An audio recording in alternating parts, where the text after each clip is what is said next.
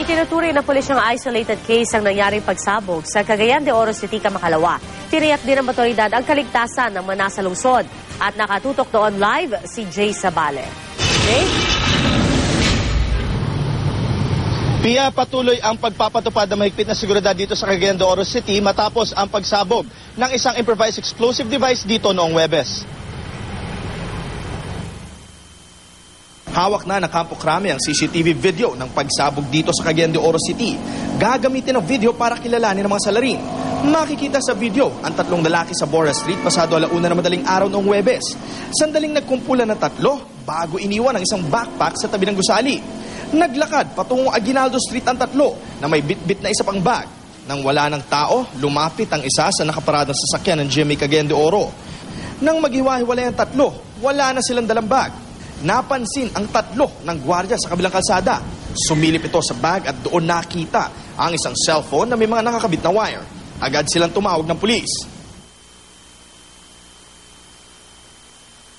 Pero matapos ang ilang minuto, habang sinisilip ng dalawang pulis at dalawang nakikiusyosong lalaki ang iniwang bag, bigla itong sumabog. Tumilapon ng 4. Patay ang dalawang lalaking sina Expedito Andan at Rudy Jote. Nagpapagaling naman sa ospital ang dalawang nasugatang pulis na sina PO1 Rogelio Canilanza at PO1 Dexter Daño. Ginawaran sila ng medalya dahil sa katapangang ipinakita nila. Ang bag na inilagay sa ilalim ng sasakyan ng GMA Cagayan de Oro, maingat na na-detonate sa isang bakanting lote.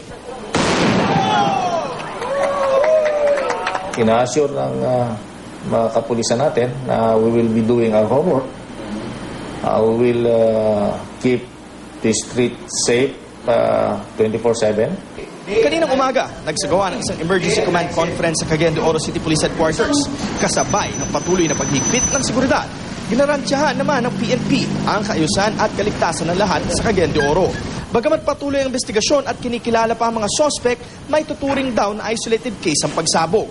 Magbabantay sa seguridad ang dagdag na tauhan mula sa Regional Public Safety Battalion. May mga checkpoints na rin dito. We have to heighten our security measure, Opo. Checkpoints are being set up, then increase police visibility. Narito kami ngayon sa Ipunan Checkpoint, ang border ng Cagayan de Oro City at Iligan City, kung saan mahigpit ang seguridad. Ang mga sakyang dumaraan dito papasok ng lungsod ng Cagayan de Oro City ay iniinspeksyon na maigi. Ang mga sakyang dumaraan dito ay galing sa mga lugar tulad ng Lanao, Iligan at Zamboanga. Pia? Maraming salamat, Jay Sabale.